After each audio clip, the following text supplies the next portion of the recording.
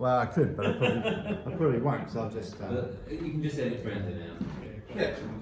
I'll wait till the very end then. Okay, so folks, thanks very much for coming on to see this presentation. I have been working on this project for 5 years, and this is actually the first time that I've presented in front of more than one people. I did a presentation actually at an event in Brisbane last year, and I had two of my friends and the technical nobody. So I was just saying that this is the first time I've actually presented in front of a group, right? I've got 5 things that I want to cover off. The final one is where you get your little prezi, right? And the other 4 are sort of just going to be all higgledy-piggledy put together. So this is open, this is not like linear so much, I'm just going to move around with different ideas. And you're invited at any time to interject and ask questions, so it's informal like that, right? The 4 things that I want to discuss, firstly I want to give you a little background to me and to my personal experiences with respect to spirituality, because at the moment Vita and I are sort of one and the same thing, and in the future as I am able to grow the idea or the institution, then I'll eventually have other people performing duties. I've been very cautious in the conversation about a spiritual philosophy or a religion that you keep hearing people say, oh, this is a cult. And one of the defining characteristics of a cult is an individual, an authoritarian, charismatic individual. And I can be charismatic and I can also be a bit authoritarian. So I'm sort of really cautious to not convey that. And one way is for me not to be the guy that always does the presentations. But at the moment, there's only me, and so I've just got to wear that. So, introduce me and my understanding of spirituality, or my personal feelings of it. I want to talk a little bit also about my investigation into spirituality as a sort of a theme, because I've only really been sort of interested in it over the last 5 years when this idea hatched. I'll explain why that is. I want to describe what I have written as the kind of spiritual philosophy, and I want to describe also the mechanisms by which I've actually gone and incorporated a vehicle and actually got a registered religious institution. And a part of that is the concept of religious ambiguity, which I'll explain in a few minutes. Okay, so I'm going to do a bit of PowerPoint. I've got some YouTube videos. I've got a whole bunch of stuff to do. So what we're going to do now is, I shouldn't have pressed that button. That was the wrong button to press. No, I can rectify that. So I want to introduce you to the young Gailang, who in his 20s spent a couple of years in the oil exploration industry. This is a photograph of me here when I used to be kind of big and strong. That's on the back deck of an oil exploration ship called Karen Bravo. Is that you? That's me at 23, yeah. Bloody hell. Yeah.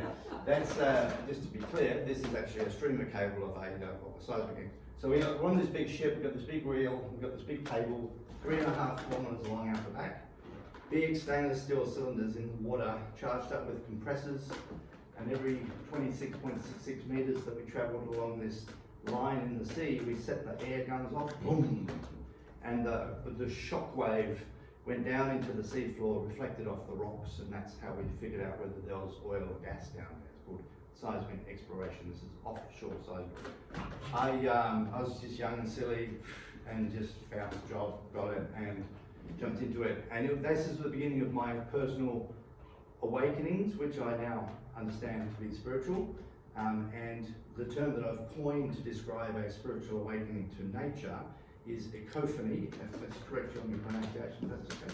And of course you can say it however you like when I'm not around. Okay, so ecophany as opposed to a cophony, I don't know exactly sure what a cophony is, but one of the ones that I met, my first trip on the ships was to Taiwan. And back when I was 23 years old, which is, who can do the sums, 32 years ago, Taiwan was like a real mess. It was just this thick, polluted city, and one of the experiences that really stuck with me was I was on the bow of the vessel on the way out of the trip, heading back to Singapore, about 10 miles off the coast, and it was at dusk, and I was just leaning. The bow of the vessel was really beautifully painted and clean, like watered, and I was just looking over the side in the water, and there was just plastic bags, one after the other. It was like there was a vessel in front of us throwing them off. And I had a very strong sense that that was wrong, okay? And in the framework that I will show later on, the Vita spiritual philosophy framework, right and wrong is a principle of spirituality. The feeling that something is wrong is something that can be rational, but is also emotive. And over the subsequent 2 years I was involved in the oil industry, I just saw one thing after the other. We drove a 900-ton oil ship onto a coral reef, dragged all our gear through it. We threw masses and masses of our own concrete over the side. We dropped engine blocks over the side. The navigation base stations, which were based on islands, the islands were cleared to put the radio transmitters in. I just knew that it was wrong. I didn't know how to explain it. I wasn't educated. So after that experience, I saved up some money and I went and bought a sailing boat, and that's a 34-foot steel pew. That's not the one that I had, but it's that same design and model. And I parked my boat somewhere down here in the Brisbane River while over 6 years I did my environmental science undergrad, and then did a sailing trip, which I'm going to speak about in a minute, and then came back and did honours. And in my honours, I studied environmental management of offshore seismic exploration in Southeast Asian waters, and found that there was no chance that I would ever get a job being an environmental manager because that industry had no interest in environmental management. And they were excluded from the national environmental regulations. So an oil exploration area is exempt from national environmental laws. And they had this thing called self-management or of environmental. It's just nonsense.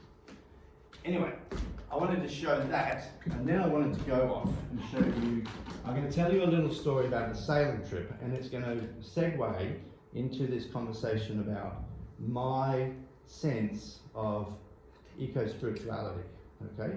And to do that, we're going to go to Google Earth. Now, who knows what that is? Where are we here? In space? Okay, what country are we looking at? Antarctica. Bloody Antarctica. Okay, how about Australia, folks?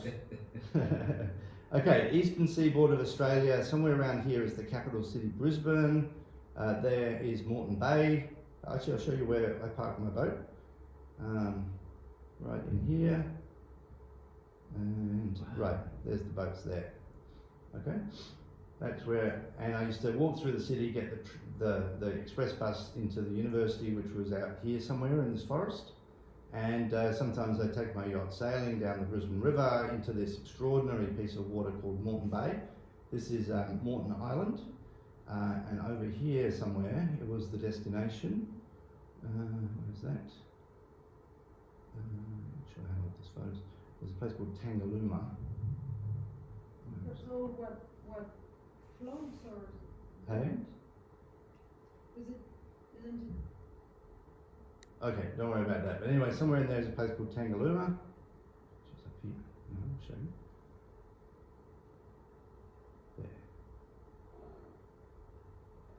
There. Anyway, forget Tangalooma because that's not actually part of the story. The point was that this is a beautiful place to sail, and hence various ports that I used to go to.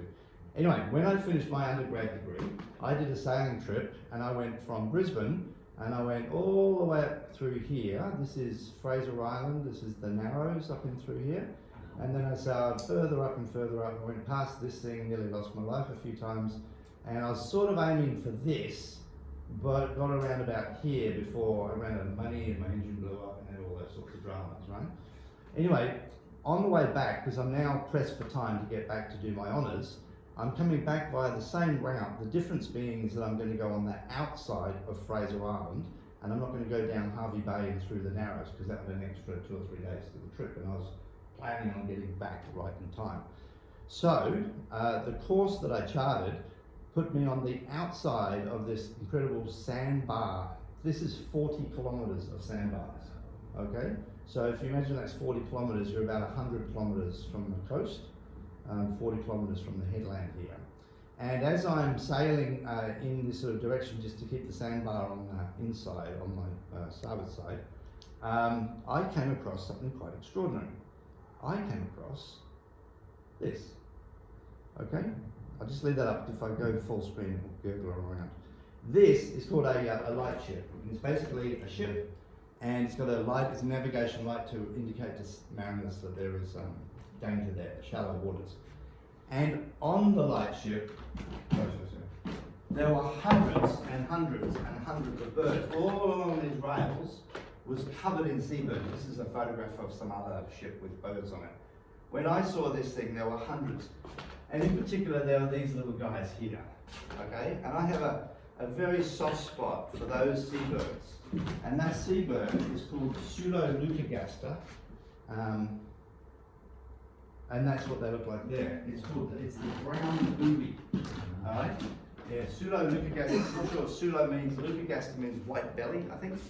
It's a white-bellied seabird. They live out in the ocean, they fish out in the ocean. If you're ever out on a fishing boat out where you can't see the land, you might see these guys and you'll see them falling, woo, like arrows from the sky, smashing into the water, and then seconds later coming up, flying back with a mouthful of fish. Absolutely stunning birds. I was just reading about them last night. The IUCN classifies them as of least concern, so they're not on their way out just yet, per se. They are also one of the longest lived birds. They live up to around 30 years, 32, maybe up to 50 years old. And they're distributed throughout the tropics. There's something about these birds and my experience of these birds and being close, because they're not tame, but you can get quite close to them, you get within a metre of them. And there's one time I was on a fishing boat out of Cairns, and I was just resting on the bow of the boat as we were surging away through this beautiful warm air and this coral sea. And this brown booby, I call them Sula. Let's call it Sula, right? Sulolukagaster. Sula is flying this far away from me at the same speed as the boat is moving through the air. So it's basically sitting right there, flapping its wings. And I'm like, oh, that's just like amazing. And of course the bird's not interested in me. It doesn't detect me as a threat. I'm not part of its mission, so it's not paying a lot of attention to me with my bigger brain, my interest. And I'm looking at this creature, and I'm just thinking about this thing, this life thing. And the other day when we did that presentation on the climate, we were talking about the CO2 molecules, and it occurred to me in the session afterwards that the bird that I love so much is kind of made up of hundreds of trillions of inert objects, atoms fused together in a mold that creates a living organism that will live for 30 years, diving from the sky, catching fish. And these guys are on their way out under climate change because the ocean is getting hotter, the ocean is getting more acidic, it's getting full of microplastic particles, it's full of nutrient pollution, and I can't,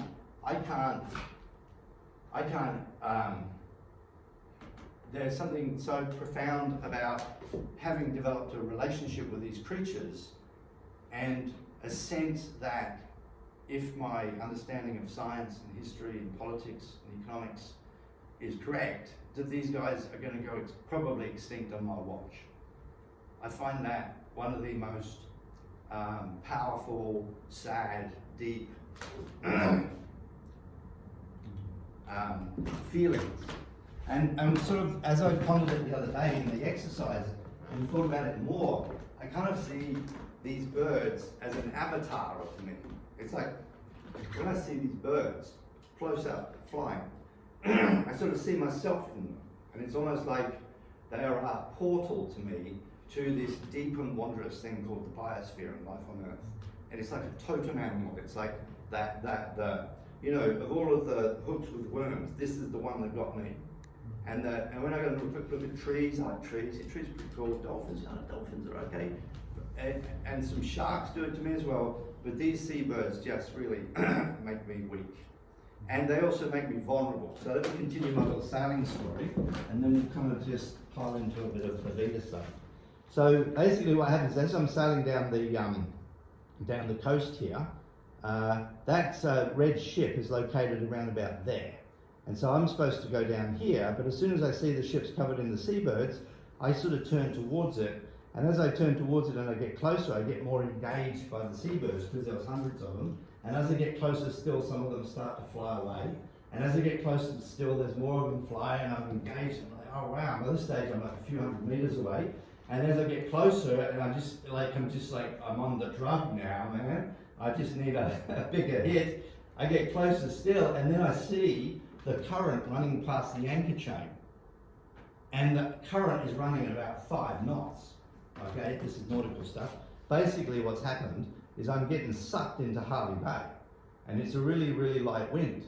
And so when I realise what's going on, I basically have three options. First option is to drop anchor and wait till the tide change. Second is to change my plan and add 2 to 3 days by going down into Harvey Bay. And the third is to sail across the sandbar. And now any of you who've had experience in coastal sailing know that sailing across the sandbar is not necessarily the right thing to do. Okay, so I guess, and I'm not going to tell you at this point of the story what happened with respect to me sailing across the sandbar, except that I am here today, so you can assume that I didn't perish. But being that far out in the middle of the ocean is a good way to perish, a good place to die, that is, if you like.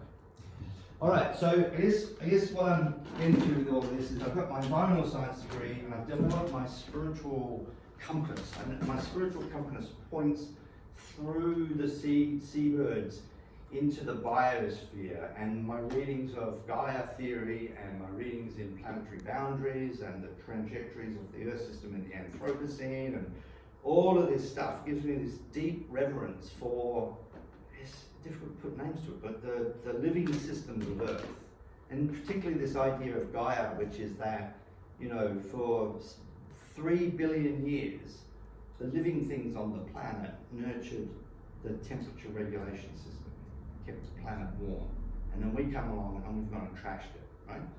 And so this is, for me, is the sort of, this is where my spirituality lies. I don't have a God. I'm not particularly interested in humans, actually, to be honest with you. I'm not big on pets, and I'm not big on consumerism, but I have a deep spiritual connection to the living planet. And of course, we're seeing it die. And what I realized in 2015 was I was watching the Pope talking about Laudato Si. And I thought, great, Catholics on board. 1.2 billion people, you don't need 3.5%, we've got like 30% of the world population is now man on fire to save the planet. Spiritual stuff, just like I got, you know? They're obviously sitting there, up the Bible, we're going to read trajectories of the Earth system in the Anthropocene. So I was pretty excited about that. I thought that was a good thing. And then a year later, this is 2016, mid-2016, there's the Pope on the TV with his funny hat, and he's beatifying somebody, or one of those big ceremonies where somebody's getting turned into a saint. And I'm like, well, what happened to saving the planet, dude? And so I went onto the website, onto the Vatican website, and I went looking for this document, right? And what I found was the document with about 4 others that he'd written. And then each of the popes writes encyclicals. Encyclicals are papal teachings. It's not some transition of the Catholic Church. Bureaucratic checklist. Pope, yes. Encyclical, yes. Off we go. What's next? Beatify somebody. Put on a funny hat. I'm being deliberately sort of provocative about this. My point is that, in my view, the mainstream religions, and we're talking about the West, so I was predominantly talking about the Christian institutions, are simply not going to be able to muster sufficient change far or fast enough to make a meaningful contribution. I mean, talking about a fundamental transition of the planet away from our current course. And what occurred to me at that point was that given so many people claim a religion, this is like 75% of Australians ascribe to some religious belief, that thing called religion is a powerful tool that is not being applied to the primary problem, which is the collapse of the ecosystem. And so I sat down and I wrote an article, and it basically said, if we're going to have a religion, we need a religion devoted to Gaia. Gaia is the name given to that self-regulation of the planet. Named by, it's actually the name came from the Greek goddess of the earth, Gaia, and it was named by James Lovelock, who was the guy, the scientist that actually put together a scientific paper to explain how the biosphere self-regulates. And the name of the paper was Atmospheric Homeostasis by and for the Biosphere, the Gaia Hypothesis. Fundamental stuff. So I wrote this article that basically said, we need a religion devoted to Gaia. And I went and started to Google around in Australia, how does one register a religion? And I found a document from the taxation department that said if you want a religion in Australia, you need to demonstrate 2 things. You need to demonstrate a belief in a supernatural principle, entity or thing, and the canons of conduct that give effect to that belief. And I'm thinking, well, that's actually pretty straightforward because that's already there. The environmentalists already see nature as sacred. That fits the supernatural test. And the environmentalists have already established all sorts of canons of conduct of what you would do if you actually cared about the planet. So what I was sort of framing basically was to take this thing called environmentalism and to sort of add a spiritual component to it. And again, another level to add a sort of religious component by adding an institution to it. And that's what was proposed in my essay. And I posted that on LinkedIn on the 18th of August 2016. And 3 days later, I'd been invited to a workshop in Malaysia 2 months hence. The guy was going to pay the airfares, put me up in a nice hotel, and I had the opportunity to tell an international audience about my idea for a nature-based religion. So I had 2 months to work on it, and so I thought, well, let's start creating some stuff, you know, let's like give it a name, let's have some icons, let's, you know, make it a bit religious. And so when I went to the event, I called it E-Earth, which is this really weird name, I don't know where I got it from. And since then, over the last 5 years that I've been working on this project, we've gone through a variety of different names. And the name that we've come to most recently is Vita, and it was suggested by my co-director, Bill. What we did in two years ago, so in January 2020, was we submitted the paperwork to the Charity Commission to apply to create this registered charity. We applied initially, there's 17 different heads of charity that you can apply for. And we applied for advancing religion, advancing natural environment, and advancing education. And the Charity Commission asked that we remove the environment and the education because it was implicit in it being a nature-based religion. Okay, they might have had other motivations, but I don't care. So we agreed to that, and then we got the paperwork came through as a registered charity, registered under charity subtype advancing religion. That meant technically we were a registered religious institution. That is actually extremely relevant in a way, because in my research over the last 20 years at least, there haven't been any other registered religions apart from those associated with the mainstreams, like a new Christian church, with the exception of the Church of the Flying Spaghetti Monster and the International Church of Copiism, which is registered in Sweden and is devoted to file sharing. So there's a story in there that hasn't yet been properly told.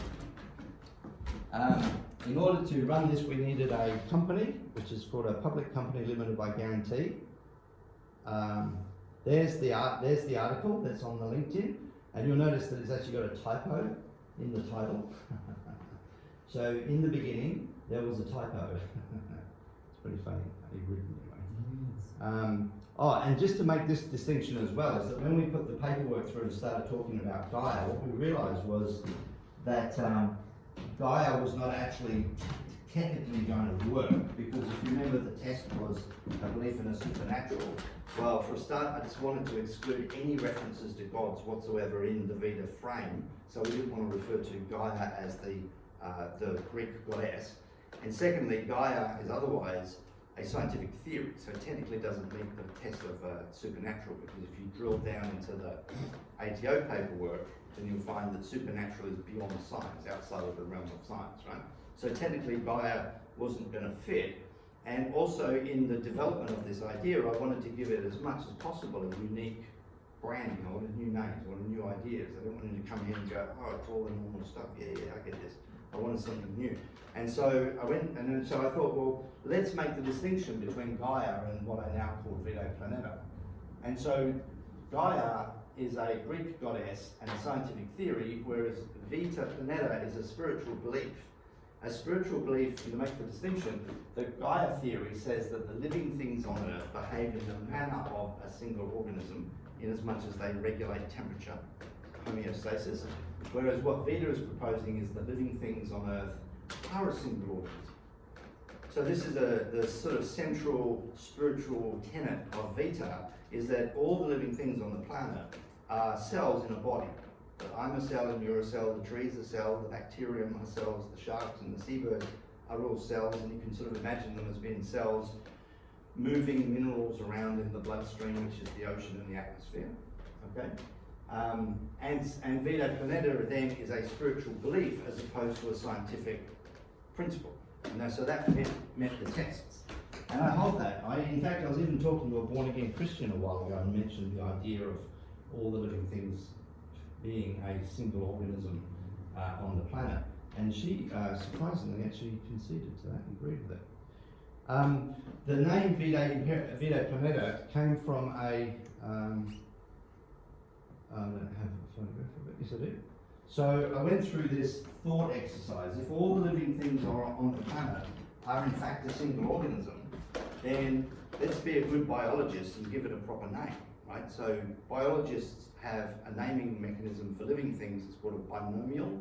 We give it the genus name and the species name, the two words in Latin broadly descriptive of the organism. So I went through this thought exercise and I came up with this name, Imperium Vitae Planeta. I'll show you that written. Imperium Vitae Planeta. Literally or nearly translates in Latin to the empire of the living planet, which I think is actually kind of nice. Imperium also, it turns out, is a Roman word that describes somebody who has authority to use force on behalf of the empire. And so the name Imperium Vita Planeta actually kind of also says in a way that people are empowered to act on behalf of the living planet. And so that long name I basically shortened down to Vita Planeta, and Vita Planeta is basically the word that we use in Vita to talk about the living planet. In fact, Vita Planeta, broadly speaking, means living planet.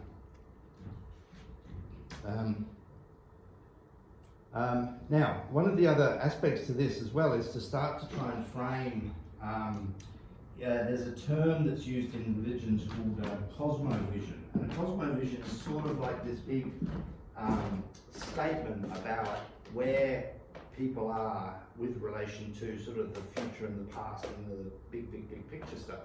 And so what I've been doing with Vita in trying to write these things and sort of frame these things is to sort of look to science for these answers, where science has answers, and where science doesn't have answers, or it's a bit muddy, or there's a lot of debate, then to sort of find a position that resonates with the broad things.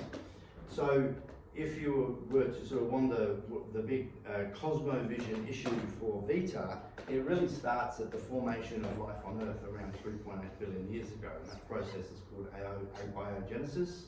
And it's this idea that when conditions are right, when you've got the right minerals and temperatures and conditions, that the very simple living forms will create spontaneously, and that the pressures of evolution and natural selection and so forth will allow them to develop complexity over time. And so in the beginning of the story of Vita is really the beginning of life on Earth. A lot of New Age spiritual narratives talk about the cosmos and the universe, and we try not to talk about cosmos and universe because the cosmos and the universe isn't really in danger. What's in danger is the biosphere. What's relevant to Vita is the biosphere, the moon and the sun, and beyond that, all the rest of the planets and stuff are simply not part of the equation in any meaningful way. So we're not sort of saying that we don't want them to be there, we should go away. We're saying that it's not part of our consideration. We're trying to focus people's attention onto the biosphere because it's the biosphere that is the life support system of the humans and all the other living things on the planet. If you follow the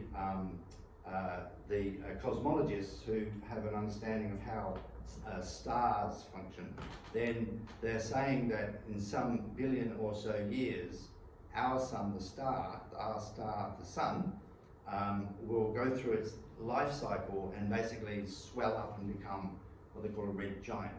And as it swells up and becomes a red giant, what is going to happen to our planet is that we're going to go out of the habitable zone. So this is a piece of science which is integral to Vita as well, is that the reason we've got life on Earth is because we're not so far from the sun that all the water turns into ice, nor so close to the sun that all the water just boils off into steam, that we're in this sort of Goldilocks zone. And as long as we keep our atmospheric CO2 within the right sort of levels, then we're going to be in this habitable zone for several billion years, 1 to 2 billion years. Okay? And that's the lifetime that our race potentially can live into, right? So there will be living things on Earth for several billion years.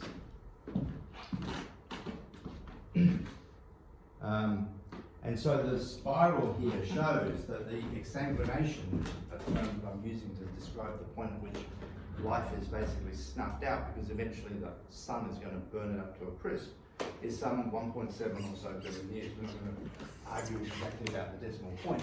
But there's basically the cosmovision of Vita spans around 6 billion years of time from the origination of life on Earth to the termination of life on Earth. Now, conceivably, we might have a space rocket go to Mars and then leapfrog to other planets.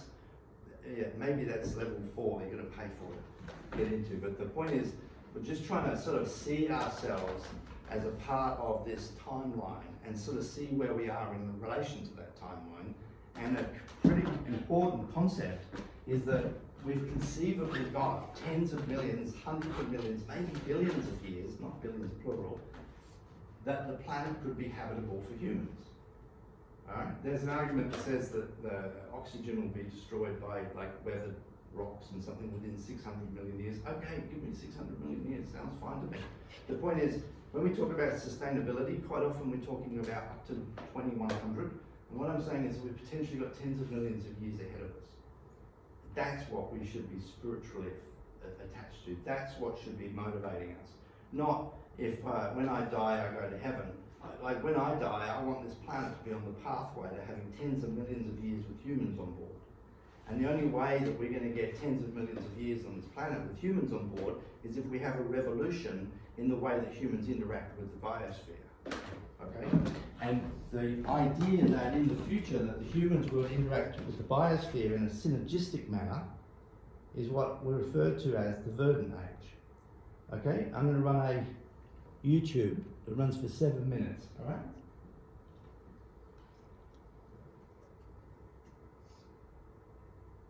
Stand by. Hang on. What's missing today is a compelling vision for the future, a guiding light, Can you hear that? a new idea, a desirable destination, a conception that is grand and noble, something suited to all human beings, something we can all get behind, something we can all be a part of. The Verdant Age. The Verdant Age is an alternative. Indeed, it's actually the exact opposite of the present destiny of human extinction that grows upon us day by day. The Verdant Age is the flag on the hill, the rallying cry, the kettle drum that draws our attention to the correct direction of our motion. The Verdant Age is the ultimate destination. It is what we humans were ultimately born for, the raison d'etre of human existence. The Verdant Age is the potential future time when human civilization and the biosphere thrive in synergy deep into the long future. But what does that actually mean? Let's take a step back and answer some fundamental questions. What is verdant? What does thrive in synergy mean? And what is the long future? Our planet will be habitable for life for another 2 billion years or so, beyond which time our star, the sun, will produce too much heat for life to survive on Earth. Long future is the name that Vita uses to describe the 2 billion years of future habitability of this planet. If human civilization can survive the Anthropocene crisis, the modern era of climate and ecological collapse, it is conceivable that there could be humans on this planet millions of years into the future. With the right practices underpinned by the right spiritual beliefs and knowledge, the presence of humans on Earth could actually improve conditions for the biosphere. The world could be better off with us. Imagine that. This proposed future state Vita calls the Verdant Age, an age when humans and nature work together to make things better. It's called the Verdant Age because the word verdant refers to trees and the colour green. These are analogues of life. While the Verdant Age is the core concept of Vita, scientists and others have couched the ideas that underpin it for decades. For example, the Verdant Age might also be referred to as the Ecozoic era, ecological civilization, or Gaia 2.0. There is also the concept of the stewardship of the whole Earth system, referred to in the 2018 Transitions Science paper. And astrophysicist Adam Frank says that there are many civilizations in the universe, but most don't survive their own versions of the Anthropocene crisis. However, the civilizations that do survive are those that have agency-dominated biospheres, where civilization partners with and synergizes with the natural living systems on those planets. And this is exactly what we humans must do, become partners with our biosphere. But first, we must survive the Anthropocene crisis. To get out of a crisis, we need to know where we're heading. And as a guiding light, the Verdant Age is 1,000 times more profound than the deranged ideas of continually growing the global economy or putting humans on Mars. We don't need to become a multi-planet species if we look after this one. But how do we break out of the Anthropocene crisis? Well, the first thing we need to do is to euthanize the fossil fuel industry, conduct a disciplined international mercy killing before it mercilessly kills us all. We don't need oil, coal, or gas. We did, but we don't now. The fossil fuel industry has passed its usefulness. We don't need its pollution, landscape destruction, or corruption, and most importantly, we don't even need its energy. Engineers and scientists have developed a dizzying array of machines that can harvest the energy that naturally moves around us. Imagine a world where all that electricity and fuel we need is harvested from the sun, from the ebb and flood of the tides, the breeze and the ocean waves. Next, we need to restore the climate back to 300 parts per million CO2 by 2050 by drawing down trillions of tons of carbon dioxide from the overheating atmosphere. This can be done by regrowing nature and developing techniques advised by natural processes. This ambitious plan for climate restoration will be advanced by fostering the growth of biomass in places where nature struggles, such as low nutrient, high sunlit areas of the ocean that cover about half of our planet. By drawing nutrient from the dark waters below into the light, marine permaculture can help restore our ocean and draw down billions of tons of CO2 from the atmosphere into the calcium carbonate skeletons of phytoplankton, the first link in the marine food chain. And we need to re-establish life in places where it has been lost, rewilding the planet to recreate wilderness, that place where nature designs the landscapes. And while there will still be houses and cars, jobs and holidays in the Verdant Age, the world will be very different from today. The air will be clean, the ocean drained of plastic and filled with fish. Cities will look like forests, and forests will look like forests, and not the charred moonscapes or monotonous monocultures of today. While the pressures of living in society will likely persist, there will not be the existential spectre of human extinction looming over our heads, driving us crazy and making us say and do silly things. We will learn how to finally do the job that we were born for, to thrive in synergy with nature. But between today and the Verdant Age, many species, ecosystems and landscapes will not survive the Anthropocene crisis. So we need to act fast to overturn the deranged and destructive systems of power that seize the destiny of our planet and change course to an alternative destiny where human civilization thrives in synergy with nature deep into the long future. Please join Vita on the journey to the Verdant Age. Visit the website thinkvita.org. Join the newsletter and take a look at it when it arrives. And think Vita.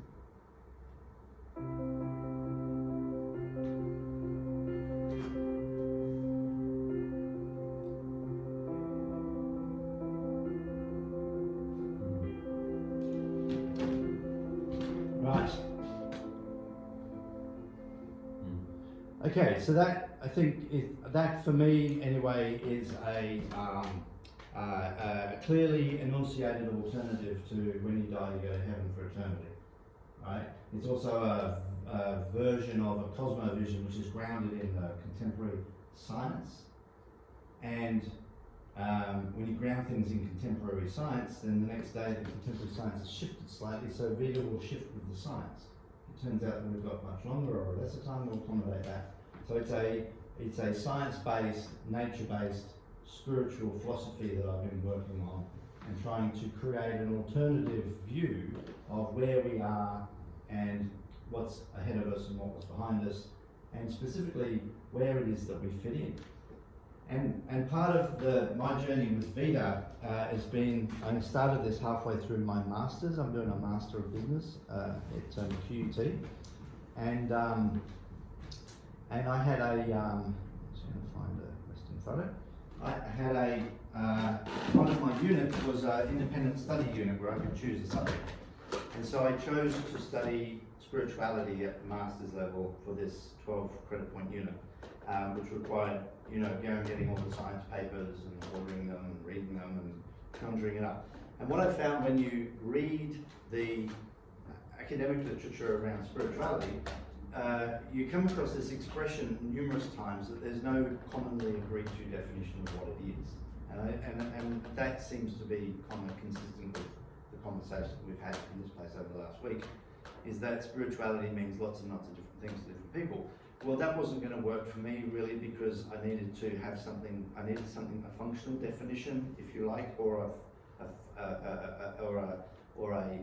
frame of reference for spirituality that people could understand as rational, that we can then have a conversation about spirituality. Because this is part of what I find about talking about spirituality, if everyone says, oh, it's a bit woo-woo and you can't really figure out what it is, and if you talk about it, it goes away, you're a bit buggered trying to have a conversation about the thing, right? There's something there, right?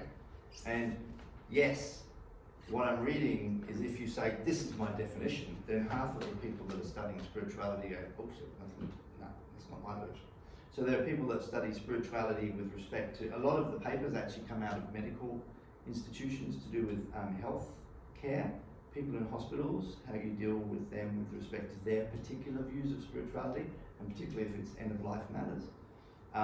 There's religious studies of spirituality, there's eco aspects to spirituality, so there's lots of different frames that there doesn't seem to be a common definition for, and that's fine. So what I tried to do was to say, okay, well, we've got to find a way through this, because otherwise I'm not going to be able to, I'm going to just be like everybody else trying to describe this thing. It's too amorphous to have a proper conversation about. So what I sort of thought was, let us consider spirituality, the word, as a term that is an umbrella concept that shelters many, many different ideas. And let's take from that group of ideas some core ideas that give us some structure. Not with the view of saying that Vita's version of spirituality, here's the table, see the words, that's it, this is the absolute truth and everything else is just nonsense. It's to say, here is a frame of reference that we use to describe, to communicate spirituality. All right. I had 5 core themes in there, but since I've been here, I've added a 5th. And I want to say thank you to Liam, Pip, and Brandon for helping me with that. Hang on, I'm just going to find it.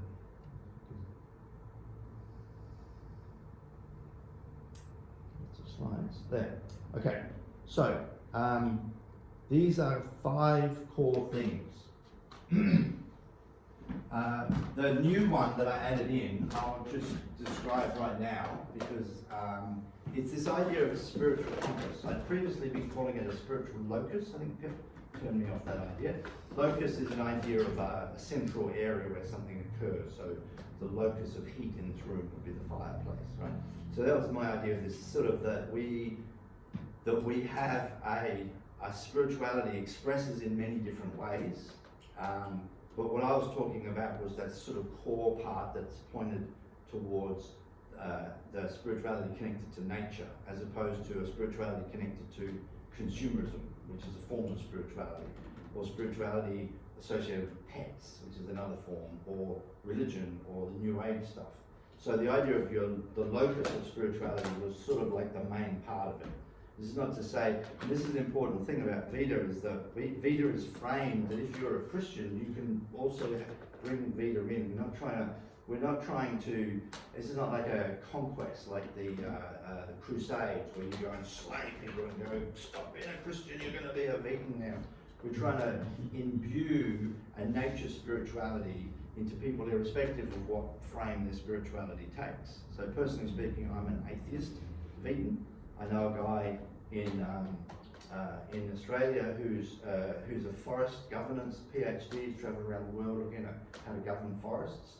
Deeply spiritually religious to Christianity, and yet has all the characteristics that I describe as vegan. And what the characteristics of vegan, the way I describe that word, is people who have a nature-based spirituality or some strong grounding in nature in their spirituality, who are advised by science and rational thought, and who are taking action to make the world a better place. Those are the three characteristics that I use to describe somebody as a vegan. And this comes back to that idea of the latent vegans, is that there are millions of people like that around the world who we refer to as latent vegans because they meet our definition, even though they've never heard of this particular identity.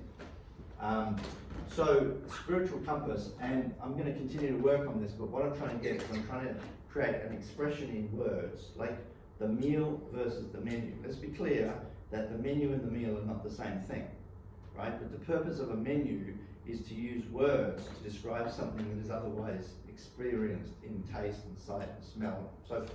And that everybody who eats the meal has a different experience of it, and yet there is a common frame of reference called the menu. And if a menu is written properly, then you can read it and you go, aha. And then when the meal arrives, you go, yeah, okay, that's about right, I get that. So this is what I'm trying to do in this frame, is to create the menu, but not have the chart is the spiritual philosophy. It's a reflection of it. Okay. So the first thing is the spiritual compass. The greatest wonder, wisdom, inspiration, and joy can be found in life on earth and the systems upon which life depends. We humans are a natural part of life on earth, and we rely materially and spiritually upon this planet's native animals, plants, and ecosystems. We belong here when we pursue our own interests in balance with life on earth. There's a core theme in there, the Vita theme, which is the idea of belonging, all right? And to give an example, Western culture does not belong on a planet with a biosphere. Western culture belongs on an orbiting space station powered by fusion reactors where you can't fucking kill anything. Right, so the idea, and this comes back to this question, because some people go, oh, humans, we're just like a virus, we shouldn't be here, we're not part of it. We came here by the same pathway as the trees and the bees and the whales and the snails, and we've got just as much right to be here. The difference between the humans and those other creatures is that we have this sort of free will thing that we are breaking, and we've got these capacities that they don't have, the language and our tools and our hands, that we've got these capacities, and we're not honouring the agreement, which is fundamentally to pursue your life's goals in a manner that contributes to the well-being of the whole. The tree's doing that, we are not. So there's nothing fundamentally different between us and the rest of the world, we're just not doing our job. That's the way I see it. Then we have this concept of the golden rule. So out of the 6 core themes to try to describe the menu for the Vita, the spiritual philosophy, is the golden rule. Now, one of the books that I came across in my studies was a guy that had travelled around the world talking to all the religious folk and wrote a book called The Golden Rule, in which he said basically all of the major religions have got the common central thread. The Golden Rule is like the overarching statement, and that was, to use the Christian version, do unto others as you would have them do unto you.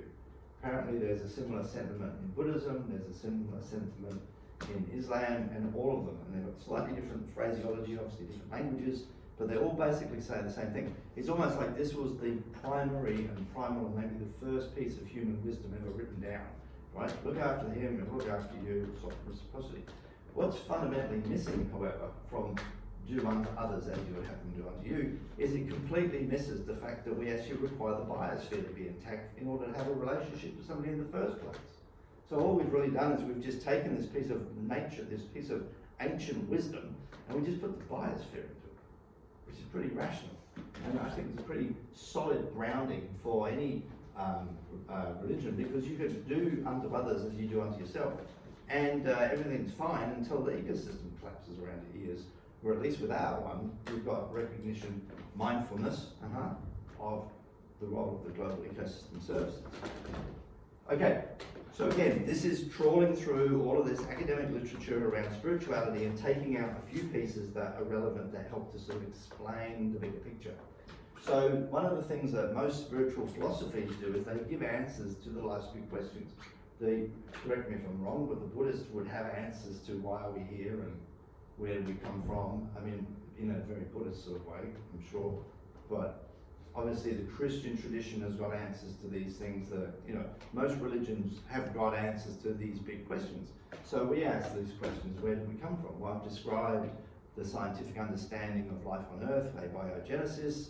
Why are we here? This is this concept that we're here for the same reasons as everything else, to pursue our life interest in a manner that benefits the whole. And thirdly, what happens when we die, which is this, obviously in some traditions, is that there is an idea of an everlasting soul, so your body falls away, but the spirit lives on indefinitely to the end of eternity or time. And Vita's position on that is to focus more on the material of your body, returns back to the biochemical flux from where it came, the oceans and the soil, and the spirit component is less of that sort of spirit as in this eternal component that lives on, and more a sense of what we leave behind. And so I write books, so when I die, there'll be some books left behind. I've had some relationships that people remember me, some photographs on YouTube. Van Gogh left behind paintings. Everyone talks about Van Gogh, everyone knows about Van Gogh. Nobody really knows much about his baker, the guy that he got his bread from. So his spirit is not represented so much as Van Gogh's spirit. This is sort of how we sort of view that question, what happens when we die. And what happens when we die also lends itself towards nature-based funerary processes. So for example, the traditional sort of model where you go into when my father died, he died on the day that the Kyoto Protocol came into effect. He was wearing synthetic clothes, and we put him in this inexpensive box, which was like had all sorts of nasty plastic shit in it, plastic handles. All of that went into up in the smokestack. That's not how vegans would really want to be sort of sent off, right? Better that we go back into the soil promptly with there's various funerary practices where you can get buried in the forest, or you can get buried in these boxes made out of fungus to facilitate you to go back into the ecosystem from which you came. All right. Transcendence, again, this is another thing that you keep coming up across in the literature around spirituality, and the transcendence is one of the three that I've put out here is peak experience. Maslow, of Maslow's hierarchy of needs, talks a lot about peak experience. And peak experience are those sort of instances like I described with the seabird, when I'm standing on the deck of the boat and this bird just sits there. It's embedded in my psyche and in the fibers of my body as this extraordinary moment in time. And quite often the peak experience might only last a little while, but people have these sort of epiphanies. Okay. All wonder and amazement sort of ties into that. I've been hosting these moon parties over the last few years, and every now and then you get the moon come up and you can see it because there's no clouds, and it's awe-inspiring. It's a sense of like, wow, something extraordinary going on, quite apart from the fact that nobody's got a clear understanding of why it is. It seems to be 5 times bigger when it's actually on the horizon, the moon illusion. And then this concept of timelessness and flow. And what we're sort of suggesting to people is that they should seek peak experience from nature, all right? Because people can get peak experience from a rock band. People can get peak experience from drag car races. People can get peak experience from going into a shopping center with a discounted ticket, right? But that's not going to tie you spiritually to the living planet. So we're inviting people to seek their peak experience, seek their awe, wonder and amazement, and their timelessness and flow through natural settings. And in that way you'll develop this connectivity with nature. And then the inner self is another part that keeps coming up in the literature around spirituality. And so we're sort of looking at that regarding sort of personality. And personality sort of is this idea of, you know, what is it in us that has us choose a particular dress style, or follow a particular type of music, or to paint a particular type of artwork. So that's a part of it. And some people's personality, the invitation is to sort of have an understanding of your personality, yourself. This again is in this concept of understanding yourself, and understand how your personality is actually suited to be a part of making the world a better place environmentally. So some people are really irritable and angry, and I'm saying, okay, if you're an irritable and angry person, maybe you get irritable and angry at the fossil fuel elites that continue to pump fossil fuel exploration, rather than getting angry at the waitress because you got bad service in a cafe. And then we've got the concept of the ecological self, which goes back to the work of Arne Naas. And ecological self is this idea of identifying how we identify ourselves as a part of the ecosystem. Do we see ourselves as like a tree in a forest, or do we see ourselves like much of the Western world as something that's separated from nature? And so this is really important stuff. I regard myself as a part of the ecosystem, just like Sula Lukagast, the swimming past. I'm just a slightly different part of it. I don't fall out of the sky and punch my head into the water to catch fish, and yet I'm also a fisherman in this instance. So I identify, and one of the ways that I might introduce myself is to say, I am the part of nature that helps people understand climate change. Or I am the part of nature that is putting together a structured mechanism by which we can hopefully have people connect spiritually to nature. That's the part of nature that I am. And then self-actualization is again a sort of stolen word that's sort of reframed a little bit, which is sort of trying to sort of say the extent to which you are able to put into effect your aspirations to make the world a better place. And so part of Vita is this personal development program-esque, which is to sort of encourage people to continue to develop their capacity to actually live that life, live that ecological life that they seek to do so. And then higher values relates to simply concepts like right and wrong. These are also spiritual concepts. I mean, if you're told that this is right and wrong and then you just accept it, like traffic signals, for example, then that's one thing, but I'm talking about something deeper. That when I'm 23 years old, no education, and I'm standing on this oil ship and I'm looking at the bags, I intuitively know that there's something wrong. It's not right. There's something wrong about that. And what I later come to understand is that I see nature in its clean form, uninterrupted and unpolluted, as sacred. And so what I was responding to was my innate sense of the sacredness of nature had been defiled, and that's what was triggering my reaction, and that's what triggered the emotional response that this thing stuck in my head for 30-something years. And then finally, the concept of identity fusion. And identity fusion is this idea that I'd give you a classic example would be football fanatics who are so goddamn fanatical that you can't separate the supporter of the football team from the football team. He wears the colours all the time, and he does every time there's a game he goes there. And so what we're encouraging people to do is to fuse their personal identity with the ecosystem, to be a part of it as opposed to separate from it, and to have that every aspect of their life is a statement, if you like, of their intent and their progress forward to live in balance with the living planet in their pursuit of their personal agendas. So that's a menu to try and describe these things, and I think for me it's really useful because it allows you to have a conversation about spirituality. Can I point out that we've been at it for an hour? I'm hoping maybe we might have a... I need to check the cooking. We want to have a little break. Yeah. Yeah, but also we're supposed to be finishing it at 5, right? Yeah. Well, this is the presumably core you can have stuff. a little bit of time for questions. I'll wrap up the main part in say 5 to 10 minutes. Questions, and then you just want to talk, don't you? What's that? You just want you to talk. You're just anxious that I've forgotten that I was going to give you a little present. Oh yeah, I'm going to forget.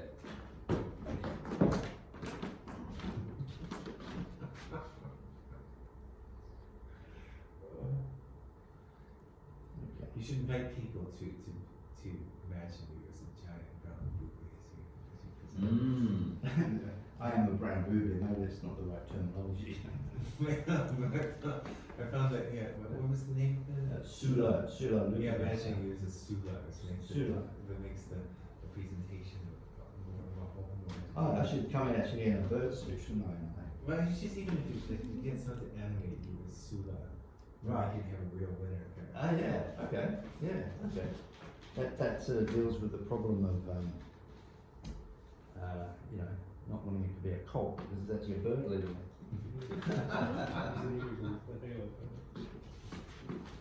Okay, what is it? 4:36. Okay, we've got 25 minutes, right? I'm going to finish at.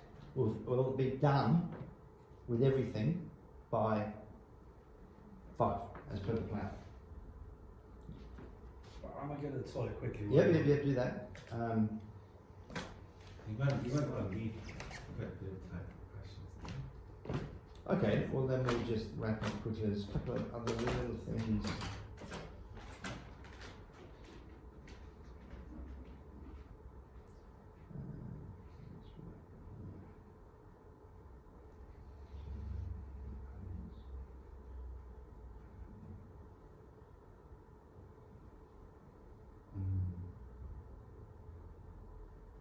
Yeah, I'll talk about fostering macrotrophy and then we'll go on to questions. It's pretty fundamental. What are you laughing at? Your coffee.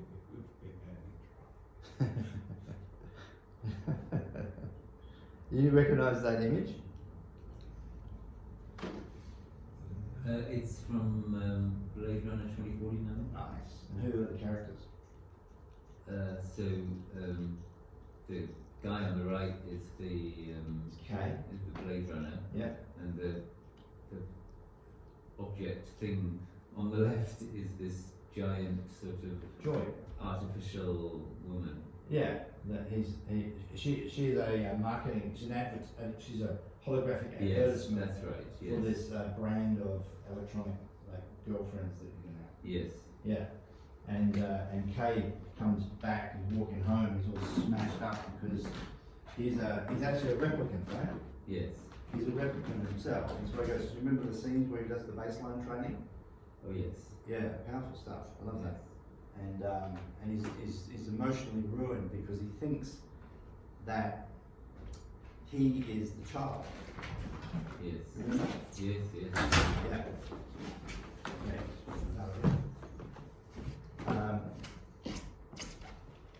Okay, let's have any questions in the meantime, and when Valerie comes, we'll just talk about this particular subject matter, and then we'll just. A question from Liam, please. Let's start. Well, does anybody else have a question? Yeah, I That's do. clever. I'll give you a minute to think about yours. Mine is, if I join Vita, Right. then what happens? Well, this is a very good question, and this is, whilst it's 5 years old, it's only 2 years old in terms of the institution, and we're not properly funded yet to be able to go and put stuff out. I mean, really, Vita at the moment is me, a website, half a dozen books that I've written on the subject, some videos. So the idea of joining Vita, like one thing you could do is sign up to the newsletter and we'll communicate with you like that. And when we've got things that are more join-ish, then you'll be notified by that. The other thing about it is, what we're trying to do with Vita is we're not trying to sort of have an institution where people join. We don't want people to worship Vita, we want people to worship the planet. We want people to connect spiritually to the planet, not to connect spiritually to the brand. You understand what I'm saying? Mm-hmm. So the idea of joining Vita is actually kind of not exactly what we're sort of about. Yes, we want people on a newsletter. Yes, we want people signed up to the information that comes with a subscription. Some of the material might be subscription only. Yes, we want people to wear the icons and the brand. But the idea of joining Vita is kind of not the point. If you understand what I'm saying? Yep. Yeah. So the closest thing to joining Vita would be to familiarise yourself with the material and just keep an eye out for the newsletters. And if you wanted to drill in further, the idea was that some people who think this is really great might want to actually bring a bit of Vita to their own community. and they would set up what we call a pod. So They the would, they would what? a pod, a pod. They would set up a pod. Yeah, a group. Oh, POD? Yeah, we call them the group's pods, right? Uh-huh. So I am the founder of. So the idea is that the spread of the idea, the religion or the spiritual philosophy and practices, would be done on a very, very flat hierarchical structure, where there's basically a whole bunch of pods, which are not led on any geographical basis, but by whoever puts their hands up to actually coordinate things. And that in the middle of that, or the center of that, if you like, would be foundation pod, which is what I put together, which is where the material is generated, where the ideas are thrashed out, and where it comes from. And that people that wanted to actually share the idea around would have tools made available. One of the mechanisms of sharing Vita is through moon parties. So on the full moon, we gather people together, and the idea is you curate your guest list to keep the small talkers out of the moon party. The who? Small talkers. Uh-huh. Because what we're trying to inculcate is a safe space to talk about, for big talk, to talk about civilization. Because there isn't really a safe space in Western society to talk about big talk, maybe except for Extinction Rebellion and other places. But you try and talk about climate change at a dinner party, good luck, 3 minutes, you're out. Okay, I want to talk briefly about cacophony. So this is one of the core ideas, and this is the mechanism, the mechanism by which something like Vita can actually help to substantively change the outcome for the human race, which at the moment looks like we're going off the edge of the cliff. So the idea of a cacophony is basically an ecological epiphany. I describe standing on the bow of the vessel, looking at the plastic bags, knowing that something was wrong. That was a moment in my life that turned my life. And then throughout I have these other little instances with the seabirds and with, getting chased around the deck of a fishing boat by a shark. There was another time when we were swimming off the deck of this fishing boat, 60 miles out to sea from Fraser Island. And I was the last one in the water, and splat! What was that? And somebody had thrown a squid at me. And I threw it back, and there was a squid fight. And this is the bait that we were using. And then I had this moment where I'm like, fuck, I'm in 2 kilometers of water. And I'm so covered in squid juice. And I had like this moment, like, nature is dangerous, right? Nature is dangerous. You don't really feel that in a house or in the street, right? But things out there want to eat you, primarily in the ocean, sharks, And like this sort of fear of nature, this deep respect for it, right? Like it's a dangerous thing. So these are my experiences, but I talk to people who are environmentalists or environmental activists, and they generally point to some moment in time when they actually had some shift. So Alison Green, for example, I know Rupert knows Alison. She was a head of a university, pro-vice chancellor. She was reading climate change, and then she says one day she felt it, right? She got it, like an emotional response. And that shift, and then she gave up her job and became a full-time climate activist. So this concept of a cacophony, I think, is really important because I believe that we can actually foster it in people, right? I stumbled across it by chance. Alison sort of stumbled across it by chance. My friend David, who's a climate activist, he's an engineer. He got the job to commission the Australia's Parliament building when it was constructed. He came in to finish it all off. He was just blown away at how energy inefficient it was. You save 40% of the energy bills from 1 quarter just by putting a little management system in. This is the moment where he awoke to something, right? So I believe that we can foster cacophony through programs, and I've got a number of these programs underway, and this is the stuff that we need the budget for, to actually start building these programs where we bring people in and we give them a spiritual awakening to nature, and then Vita is there as a resource for them to continue on in that journey and to bring it further into their life. So the challenge then is, how do we do that in tens and hundreds of millions of people? How do we foster mass cacophony? That's the mission. That's the game that I'm playing, right? With the view that when people are spiritually connected to nature, grounded in science reality and seeking patterns and deeper understanding, right, they are then agents for effective action, and these are the people that are going to do the heavy lifting to save the biosphere from collapse. Okay, Questions? Rupert, Yeah, so I agree with you on that last point. just the last point? Well, the last point's very important, and I think it's worth thinking through some different ways of doing that. One way which I'm very keen on is doing it vicariously by way of art, especially immersive art. So that's where Avatar comes in for me. Right. And also it's why I'm working with filmmakers and dramatists now, because I think that one of the things we need to do is get people to, if we can't get literally a million of them out into nature one weekend, well maybe we can get a million of them to feel it and to see it. Yeah. And I think it's obvious that that's been part of the power of the whole David Attenborough thing, which is still reaping benefits. But there are ways I think it hasn't been done nearly enough yet through fiction and art. Yeah, okay. Absolutely agree. The programs that I'm sort of been working on were sort of more hands-on in a way. But the point is, the framework is to try and create for people a spiritual connection to nature, and then give them the resources to continue in that and to strengthen themselves.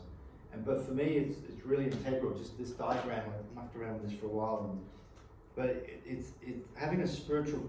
I went into one of those spirituality shops that you go to where they sell like crystals and stuff. There's a lot of them up in north of Brisbane, up in the Sunshine Coast. And I said to the woman, I said, "Look, you've got Bibles over here, you've got crystals, you've got dream catchers, you've got books on fucking Yetis and UFOs." I said, "What's the common thread?" And she said, "It helps you connect to nature." I'm like, okay, well, you've probably got a slightly different definition of nature to what I've got. But, where was I going with that? I can't remember exactly. But, right, this is my point, is that people can get spiritually connected to nature in this sort of general, broad, woolly sense, and express that by sitting at home playing with crystals. And that's fine, there's nothing wrong with that. I'm not asking that they don't do that, but that's not materially going to change the concentration of CO2 in the atmosphere. All right? And so for me, this idea of spiritual enlightenment to nature has to be paired with a deeper understanding of how it functions. Like, because if you don't have a clear sense of how it functions, how are you really going to know what you ought to be doing to make it better, or how to participate in a non-harmful manner? And then once you have those two things, then you have at least the impetus, and then all you need is a little push in some direction to start actually becoming activists, because it's the activism which is fundamentally what Vita is about. Spirituality is kind of like a stepping stone to activism, right? Because everyone's just sitting at home doing, eco-spiritual kumbaya. Great, the system's going to collapse and there's not going to be anybody left to do anything. So it's got to be tied into activism, and the activism has to be advised by proper rational thought and an understanding of how the earth system functions. And if we can encourage people spiritually, hundreds of millions of them, in the coming years, which I think is absolutely possible if we've got the resources to build the programs, to test the programs, to fine-tune the programs, roll the programs out, this could be a pathway to actually prevent the collapse of the global ecosystem. Yeah. Which is why I did it. I just have a point, just to add to your activism point, because I totally agree that there needs to be that extra step. But I do think some of our work is around we're hearing there's this very narrow view of what an activist is. Yeah. So I think you could play a really important role in trying to expand that definition, and not, because I think a huge barrier is people just thinking you go on the streets and absolutely, yeah. So I suppose it would be cool to see some of that moved in, what that looks like for people who are bringing it to life. Absolutely. That's a really good point. Can I strongly agree with that? Yeah. And say that this is part of the idea of the moderate flank, which hopefully you guys are sort of going to be part of. That actually a lot of people are really put off by the idea of activism, and it's interesting the way you've got there effective action and engaging in activism. And I totally agree with you. Of course, we need to get people engaging in activism, and we can partly do that by changing people's perspective on activism. But for true mass action, I suspect it'll be mainly about getting people engaged in effective action. Yeah. not in Activism in that classical sense. And I think that's a little bit uncomfortable for some of us to acknowledge, because most of us think of ourselves as activists, but actually we need to look beyond ourselves to the broad mass we want to get involved, many of whom I think will never want to consider themselves as activists. So we will think about this in some detail in the second half of the residency, and I'll send around a thing that Anthea Lawson and I have done on this, which might be quite useful and relevant. Okay, just one more thing on that expression, effective action. I just want to use an analogy that if your neighbour's house is on fire, one action that you could take is to fill a bucket, walk across the road, throw it on the fire, walk back across the road, fill up another bucket, and go like that. An alternative course of action is you run around like a crazy thing, alert the neighbours, get somebody to commit to calling the fire brigade, organise a bucket brigade, right? So there's the difference between taking action and like the expedient action, the most expedient action possible.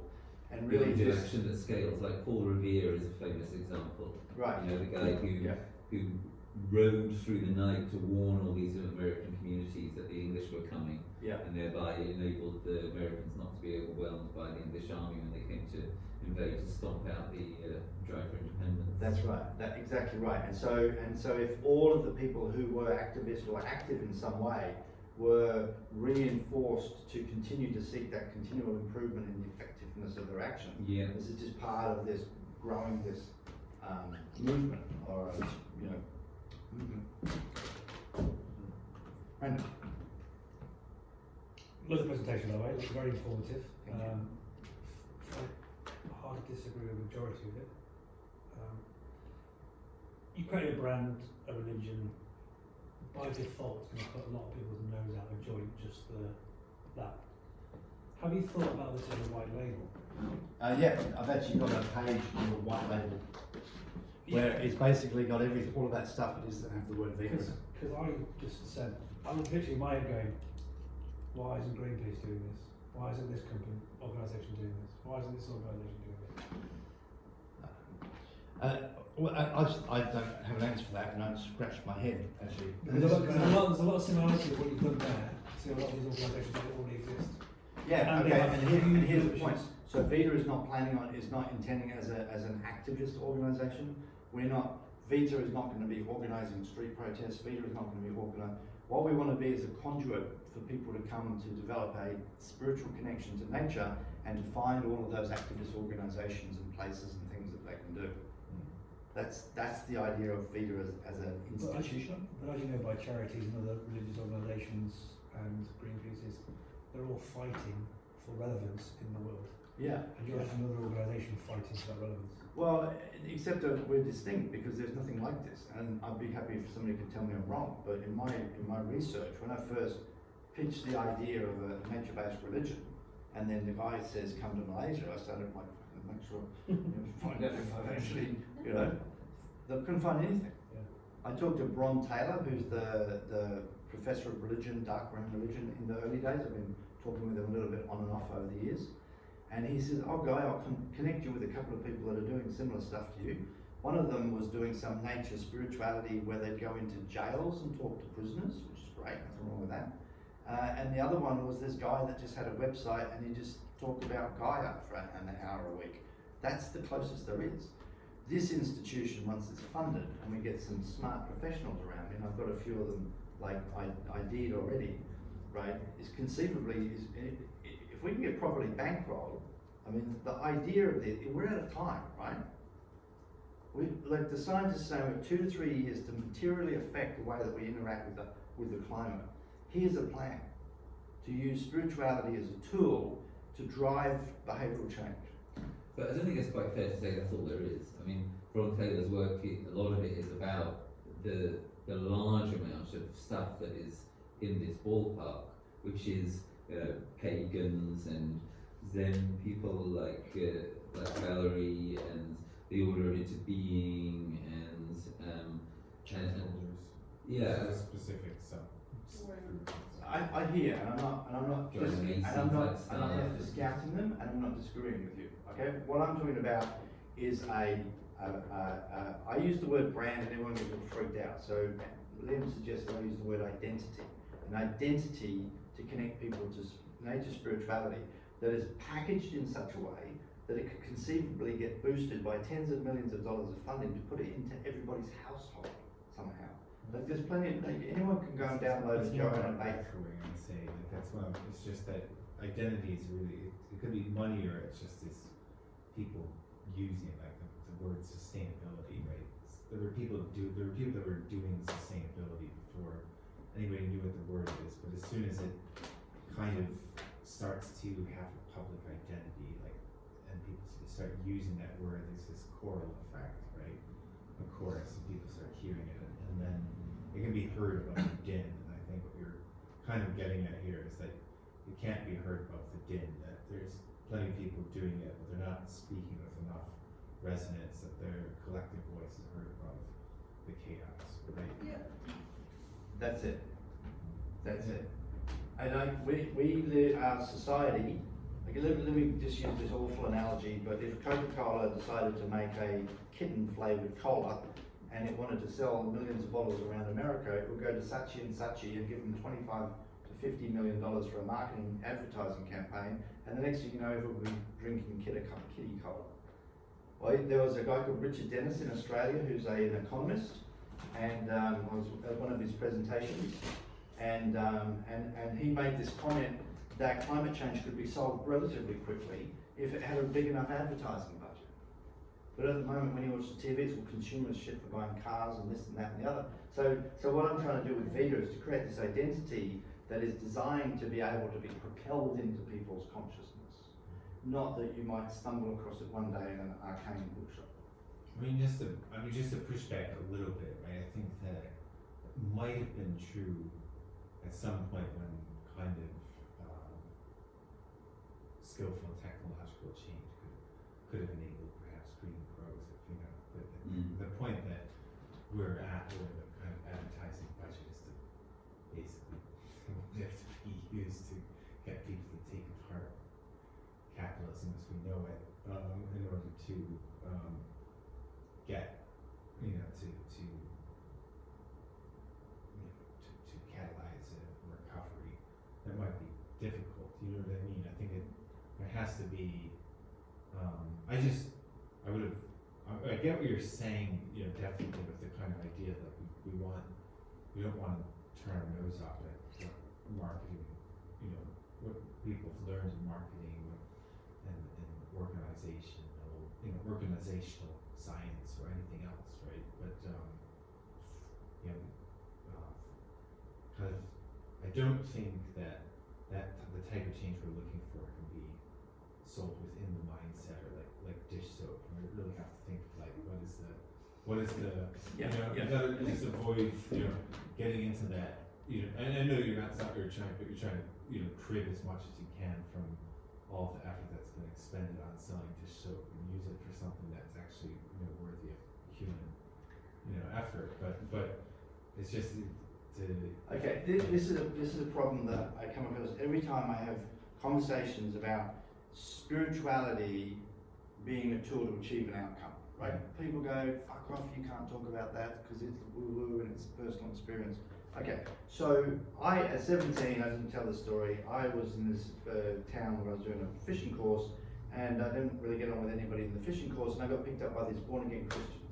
And they appealed to my spirituality with respect to answers to life's big questions and the powerful authority, and the story about the Bible, and within the space of weeks, I was doing things radically different. I was going to church 3 times a day, I was putting money in their tin, I was walking on the street telling people they were going to hell, that I was saved by the blood of the Christ, right?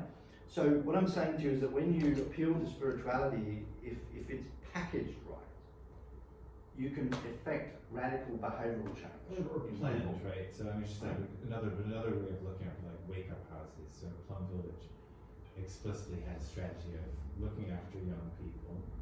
So we're going to target the youth, and we're going to encourage them to form wake-up houses, which is like people are younger, they have roommates, so they can pick them, so get into a house with other people who also have practice, apply to a house. It makes it easier for it to stay in the practice. is if you're not with somebody else, you know, like a bunch of housemates who are all having the same mindset, right?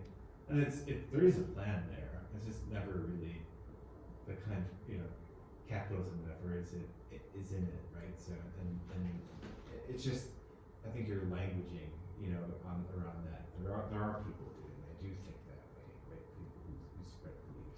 Okay, and then the question is, okay, so again, I'm not trying to be argumentative here, but like, if we're to hold that we're in a crisis and we need to start bringing people into this idea en masse in a short amount of time, then I'm putting forward a proposal how it might be done, and the institution and the mechanics. And I understand that it's flawed, it's imperfect. What's an alternative? That's what I'm looking for. Okay, I get this when I deal with some people. I just keep hearing the black hat. Let me tell you 100 reasons why it won't work. And I'm great. Well, then how do we make it better? How do we improve upon that idea? Because I think it's sound to try and inculcate eco-spirituality in people, directives towards proper action and understanding of the earth system. I think that's sound, right? The question is how do you do it? Also, the frustration you have that not finding an alternative and having the feeling that, you know, where we're stuck and we need something isn't it reinforcing the idea that we're already awakened to something?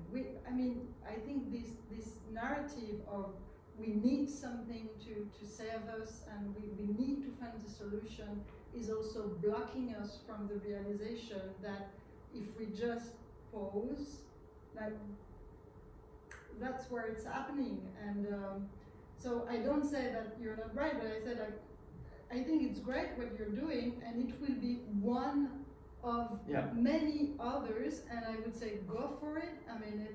You will have people that which will need this kind of articulation, that ecophany, which will speak more than spiritual awakening, and that will be needed, but that doesn't need to be hit. You know, like as Rupert said, like a lot of people, the Zen peacemaker, the Way of Council, the Joanna Macy, all the ancestors and the masters that, you know, we all work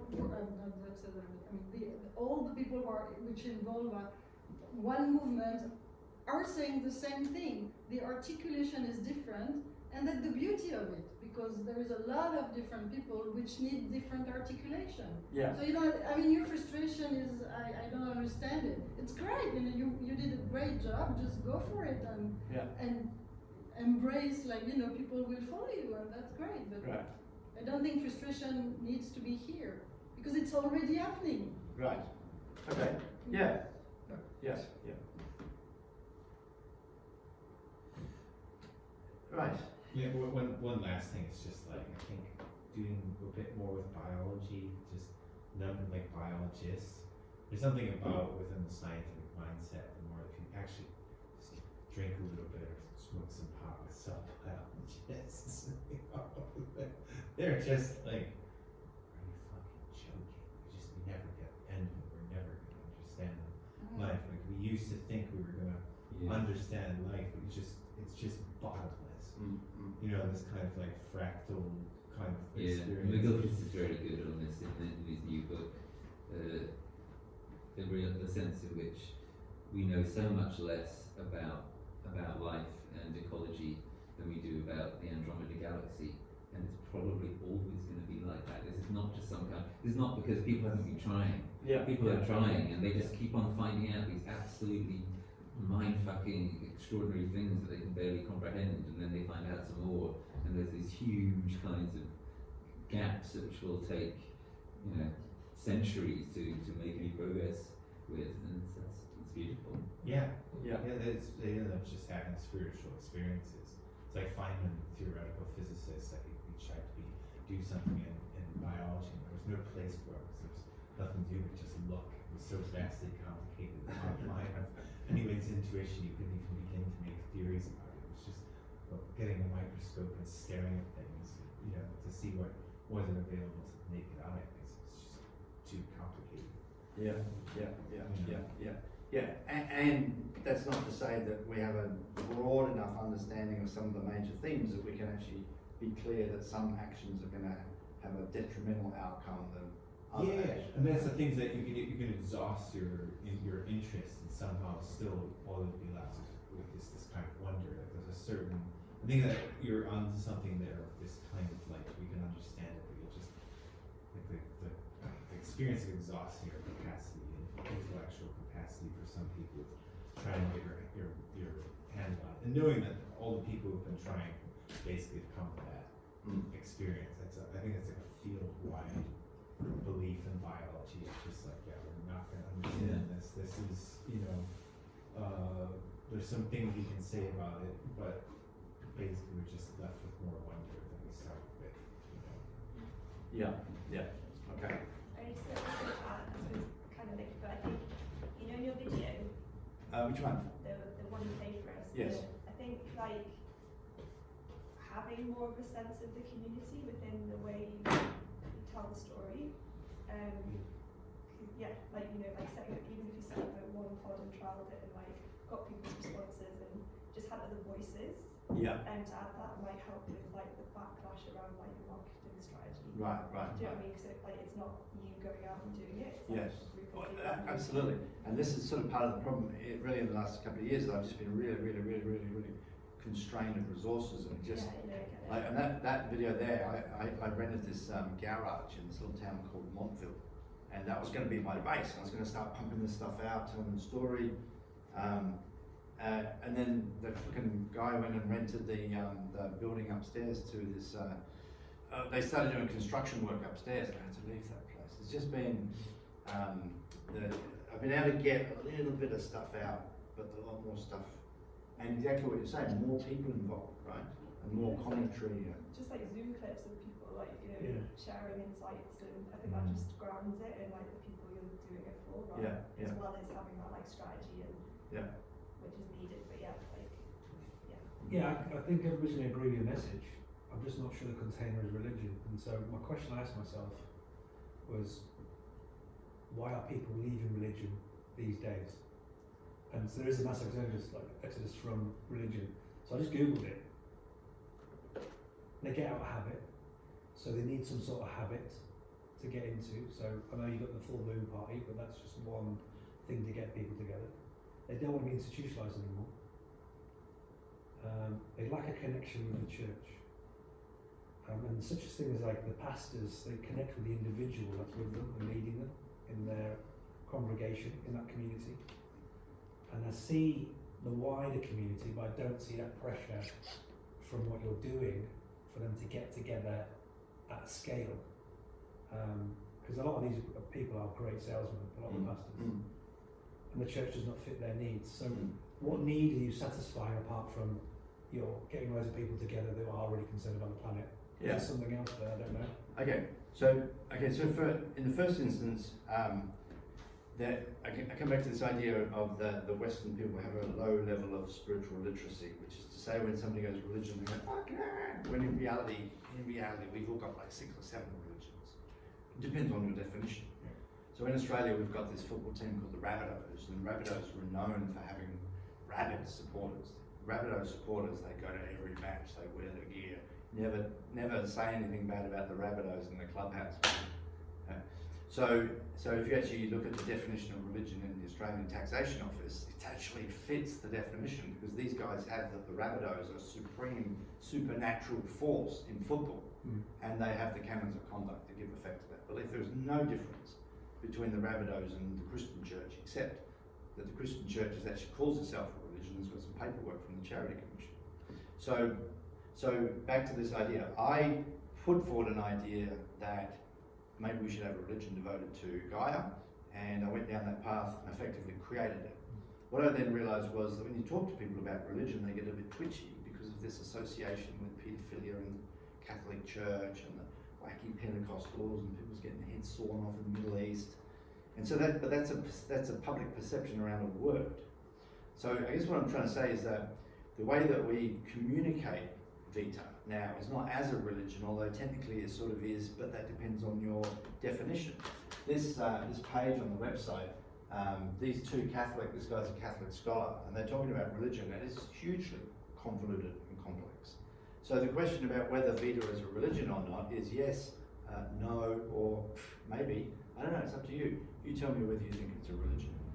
Hold on. So what I'm trying to say is that, and again, this comes back to making the eco-spirituality part of it accessible, is that some people like the order and discipline, in which case we've met the definition, we've got practices written out on the website, and we've got a supernatural component. So if you wanted to come to Vita and to have a religion, there it is.